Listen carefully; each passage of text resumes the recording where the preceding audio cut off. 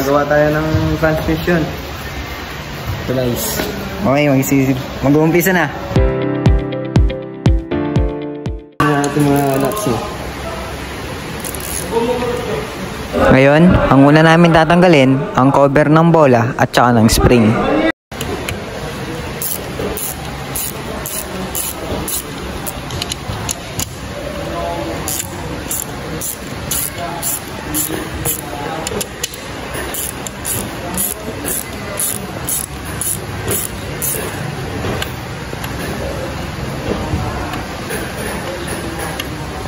At ngayon, natanggal na namin ang cover.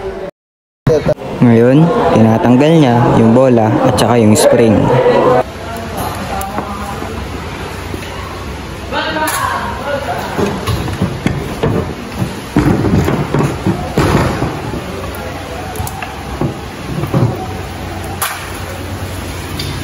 Tatlo. Step tatanggalin. Ngayon, isusunod naman natin yung cover kung saan nakalagay ang mga transmission.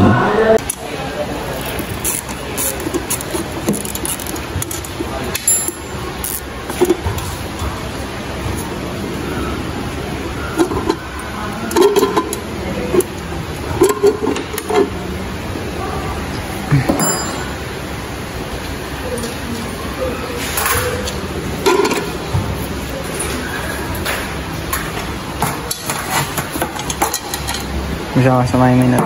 Step tatanggalin. Ngayon, ang isusunod niya, tatanggalin ang mga shift shop pin.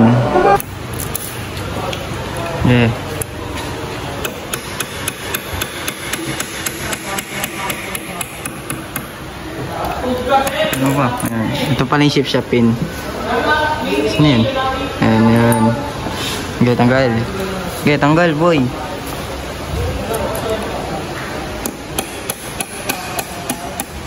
Ngayon, pag natanggal na ang mga shift shop pin, isusunod naman natin ang mga shift shop. Ang una niyang tinanggal, ang reverse shift shop. Pangalawa natin tatanggalin ay ang pangalawa niyang tinanggal, ang third and fourth shift shop. Ang huli niyang tinanggal, ang first and second shift shop. Ano natin tatanggalin ang nut ng reverse shift shop. Ayan. Natanggal na po natin yung nut ng reverse shift shop. Ngayon naman po ay tatanggalin natin yung... Ngayon, tinatanggal niya naman ang idle gear shop at ang kasunod ang idle gear.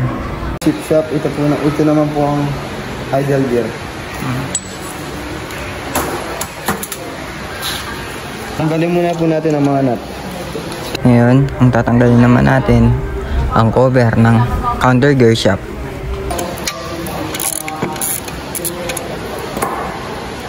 Naman po, tatanggalin naman po natin ang counter gear shop.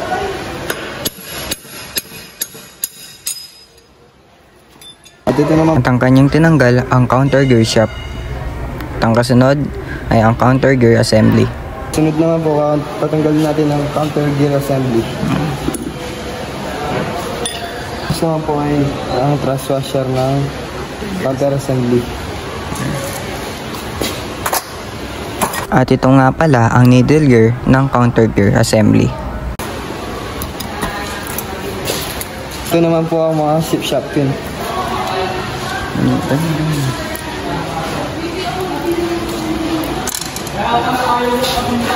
At ang next natin tatanggalin ang reverse shift fork. Ito. At ito ang reverse shift fork. Next naman natin tatanggalin ang third and fourth shift fork. At ang sunod niyang tinatanggal ang third and fourth shift fork. Pag naman po At ang huli niyang tatanggalin ang first and second shift fork. ng gear. Shift fork. Ayan guys, nababa na ang shift fork. At ito naman po ang first and second shift fork. Tatanggalin naman natin po ang output shop. Tatanggalin na po natin ang output shop. Tanggalin naman natin yung lock ng lock.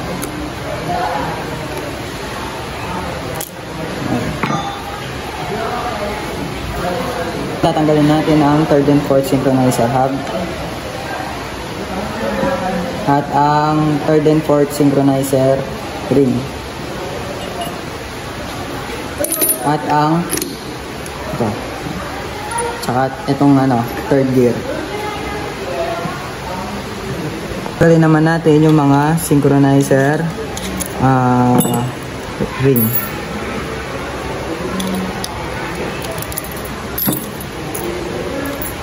Ito nga pala ang 3rd and 4th synchronizer ring at saka 3rd and 4th synchronizer hub. At ito naman ang 3rd and 4th synchronizer sleeve.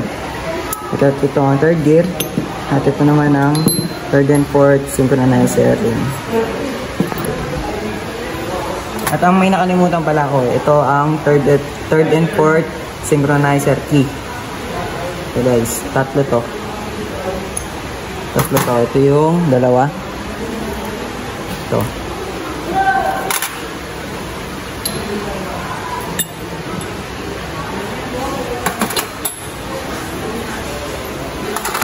Ngayon, magdi-disassemble naman tayo ng transmission.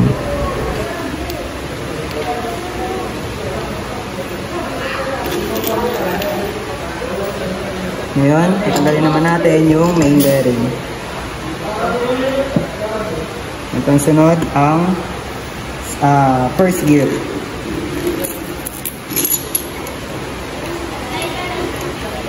Meron pa pala sa dito.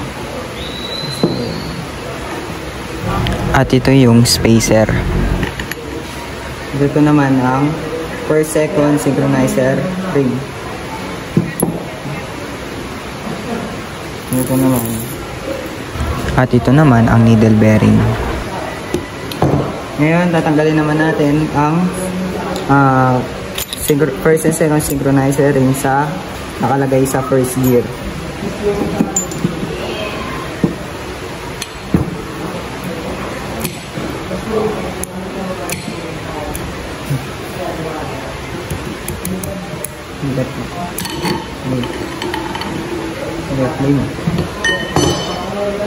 Ngayon, natanggal na natin ang first, second assembly na gear. Ngayon tatanggalin, ang una natin tatanggalin ay ang first and second synchronizer. Ngayon, ang tinatanggal naman namin, ang first and second synchronizer spring.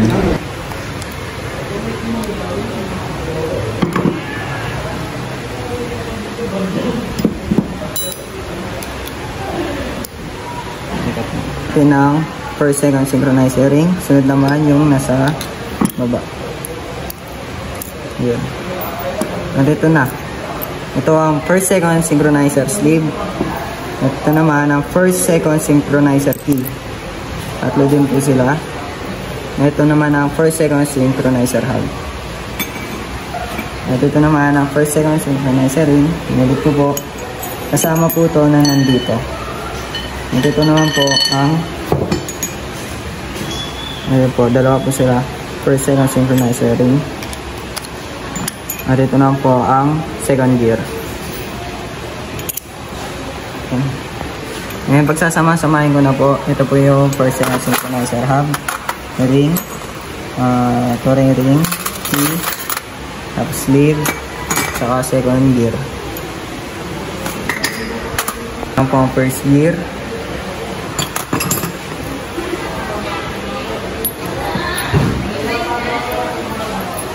Ito po yung nut. Ito po ang main bearing. At ito po ang kabuuan. So ngayon, ito na ang kabuuan ng Toyota 4K transmission assembly. Gear assembly. At ito po yung idler gear. Ito po yung idler gear shaft. At ito po ang main bearing. Ito po yung first gear. First gear.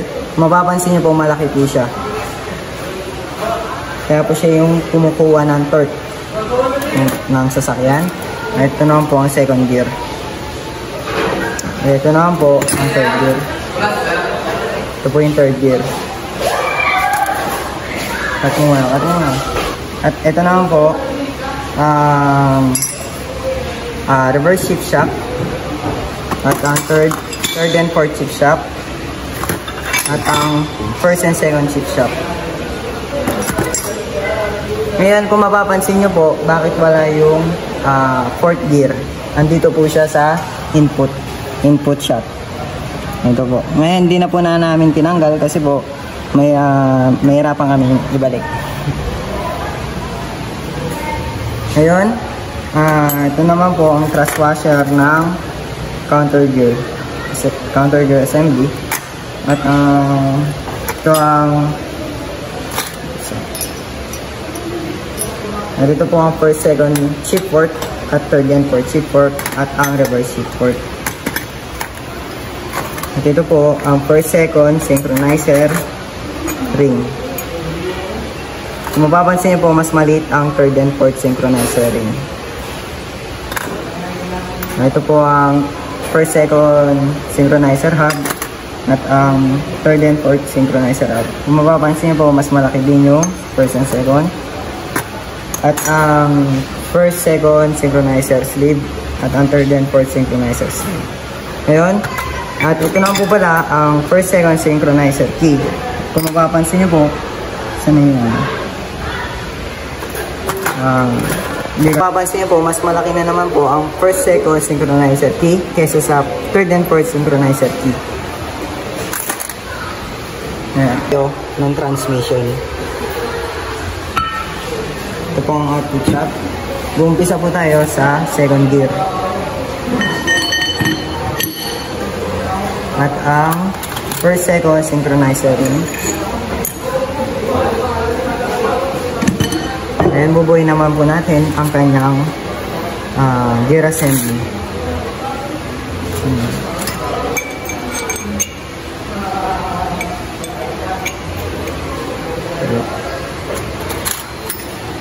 Ang pagkabit po nito ay ito po, nakaharap po dito. Musik. Yan.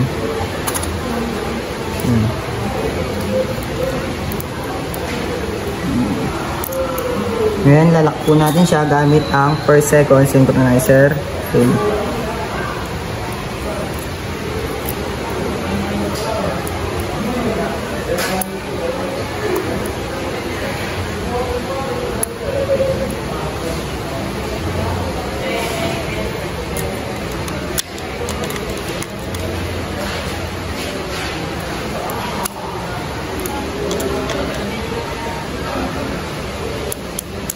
Ngayon, nalak na po natin siya dito. At ang sunod ay ang baba. Kabilaan lang naman po yun. Para hindi po mahulog yung synchronizer key. Ngayon. Hindi na po siya nahuhulog. Ilalapat nyo lang po yung synchronizer key sa synchronizer key. Ayan, nalagay na po natin siya dito po sa second gear.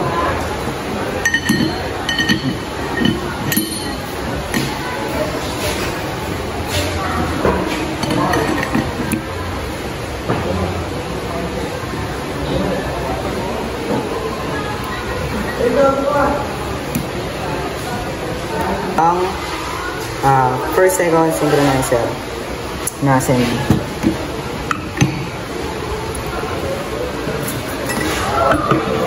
There we go. Ngayon, sunod naman po ang first gear. Nalagay po natin siya dito. Ay, shit. Nakalimutan po pala ko ang first, second synchronizer ring. Tapos ang first gear. At ang Ito po yung needle bearing. At yung spacer. Nagkamali pala ako dyan, guys. Nakalimutan ko yung main bearing.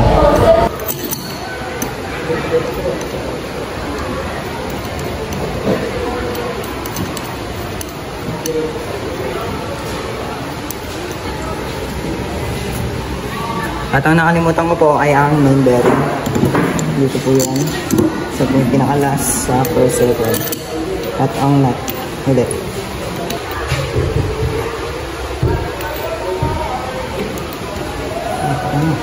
Ngayon, nakabit na po natin ang first second synchronizer assembly. At ang sunod naman ay ang third and fourth synchronizer assembly. Ang una natin lalagay ang third gear. At ang ito.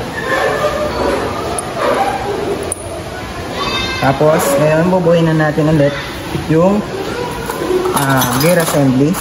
Una ang hub, sleeve, third and fourth sleeve, and third and fourth hub. Ngayon, maki.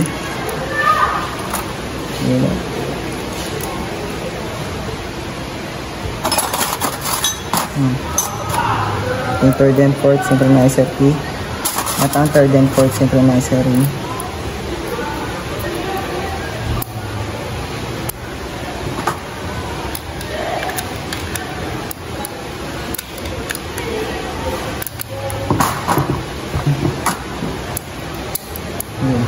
Ayun na po. At ang huli sa baba. Kabila lang po. Ayan. Okay na po. Buo na po ang third and fourth synchronizer assembly. At ito po ang third and fourth synchronizer ring. Ilagay lang po natin siya dito. At ito po, ilalagay lang natin sa fourth gear. Ito siya. Ito siya. Ayan. Nalagay na po natin to dito. Oh shit.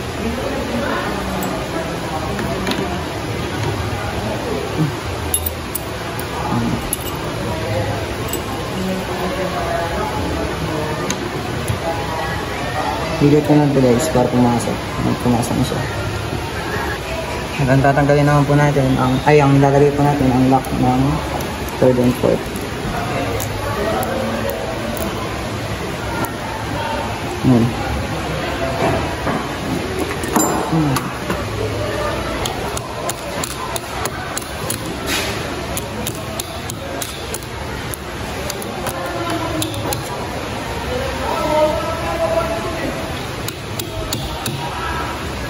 Okay na po ang output shot natin. Ngayon lalagay naman po natin siya dito.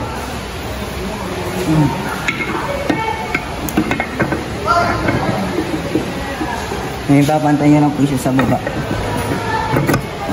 Ayan. Ngayon dapat guys, pag naglalagay po nito, dapat lapat.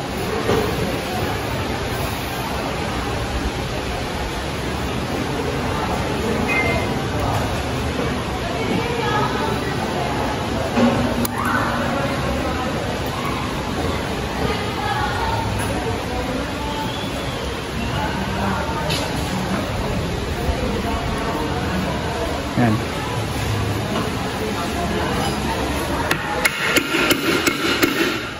Okay na po. Dito. Ngayon, ilalagay naman po natin ang reverse shift port. Dito po siya. Sa either gear lever. Ilalagay nyo lang po ang reverse shift port. Ito po ang paglagay. At ang first, second shift port at ang third and fourth shift port. Ang first, second shift port dito po siya guys. Ay mali. Ito po pala ang third and fourth shift port. Dito po siya. Ayan. At ang first, second shift port. Ayan guys, pag hindi po siya pumapasok kasi hindi po siya papasok, nakaharang yung gear lever. Ang reverse shift port pala. Sorry. Lang. Nang baliktad. Ayun, tama pala ako. So, dito. Igot nyo lang siya dito guys para ilagay ang mga shift shop. Ngayon, bababa nyo lang yung gear dito.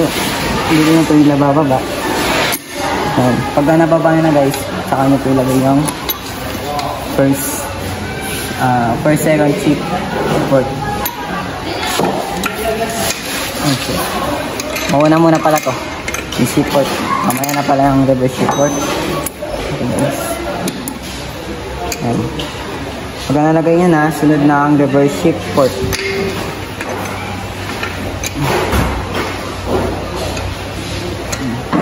Ayan guys, okay na po. At ang sunod naman ay ang third and fourth shift shaft.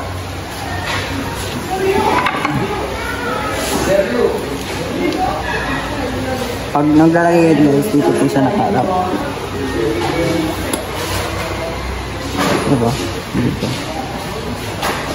Dito. Gusto nyo lang yung baba. So, nasa baba siya.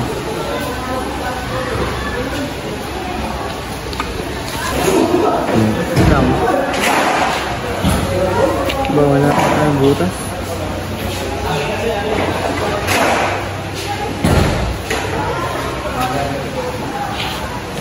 Sentro na po natin ang shift shaft. Ang third and fourth shift shaft dito sa may baba. Ngayon nalagyan po natin siya ng shift shaft pin para ano yun. Ngayon nilalagay na po natin ng shift shaft pin. Dapat po sakto lang po siya sa butas.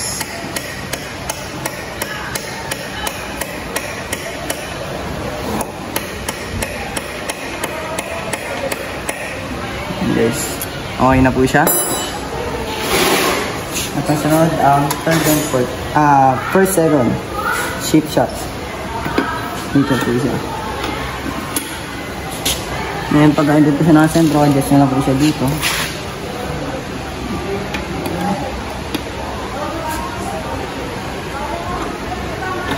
Yun. Ito.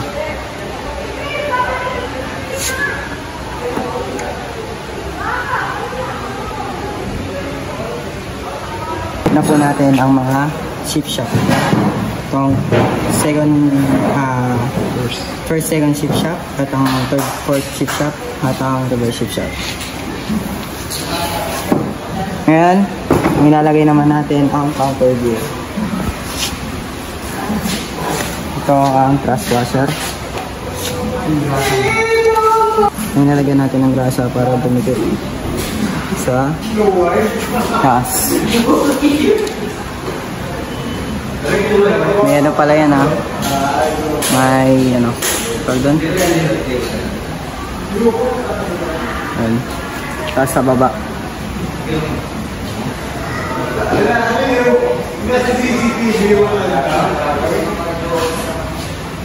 Tapos ang counter gear. Meron pala siya ditong bearing. Ayan.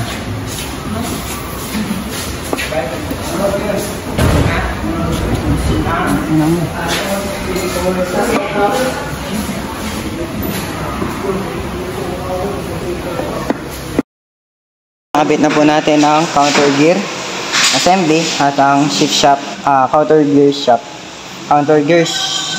pala. Hindi pa na pala yung camera namin. Ngayon, adjust nyo lang dito. Adjust nyo lang yung washer dito.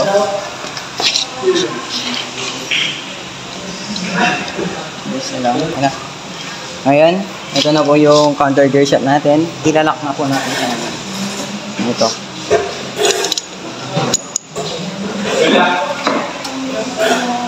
Ayan yung mga natin.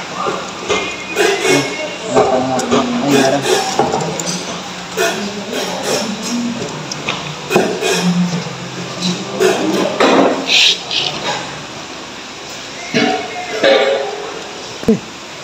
Ngayon, nakabit na po na natin. Na-cover na po natin. Ngayon naman, kakabit natin yung idler gear o yung reverse gear. So, pagkabit na ito, lalagay nyo lang po dito. Ang ito, nakasentro dito. At ang ito, ang reverse shift shaft at ang idler gear.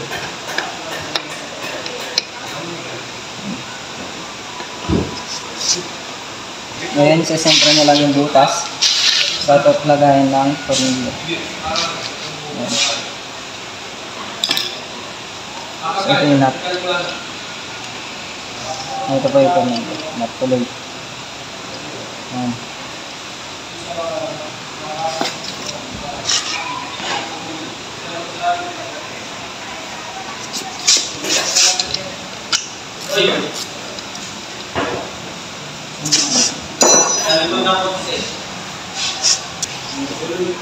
Ngayon buo na po yung transmission natin dito. Ito po yung trabaho ko na kina-counter na yung pagka nagre-reverse para umikot ng pabalik para siya mag-reverse. Ayan. So ito na ang idle gear at ang idle gear lever. Ngayon naman tatakpan na natin siya.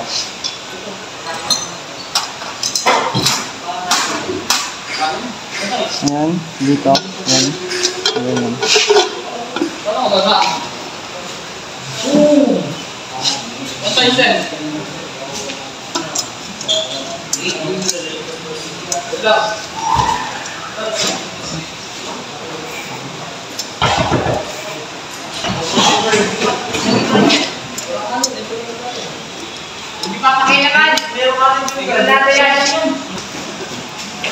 Ngayon, nakabit na po natin.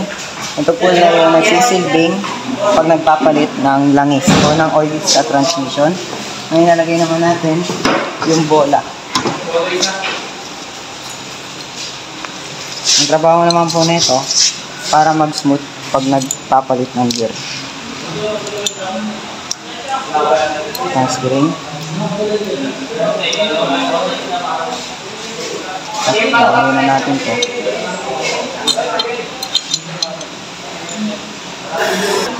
Ngayon, tapos na natin na ilagay. At ilalagay naman natin yung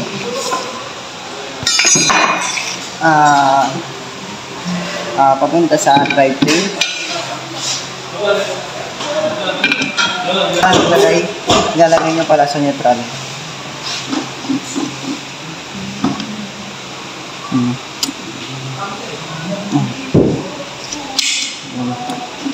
Hindi pa.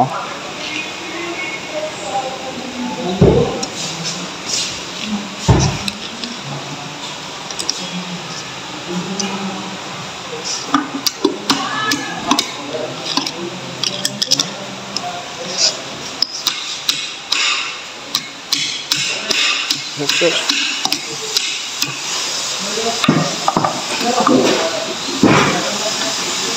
Ay.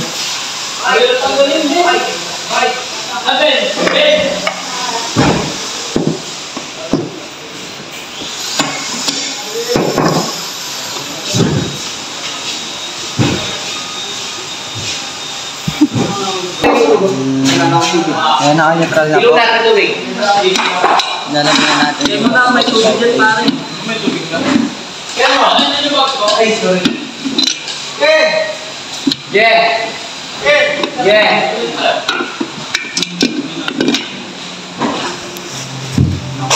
Nut.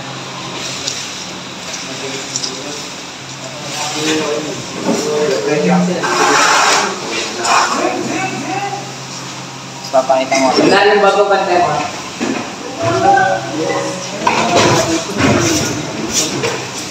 Mahisim po ko. At ito na po ang transmission natin. At dito na po natapos ang pagbuo at pagbaklas ng Toyota 4K transmission assembly.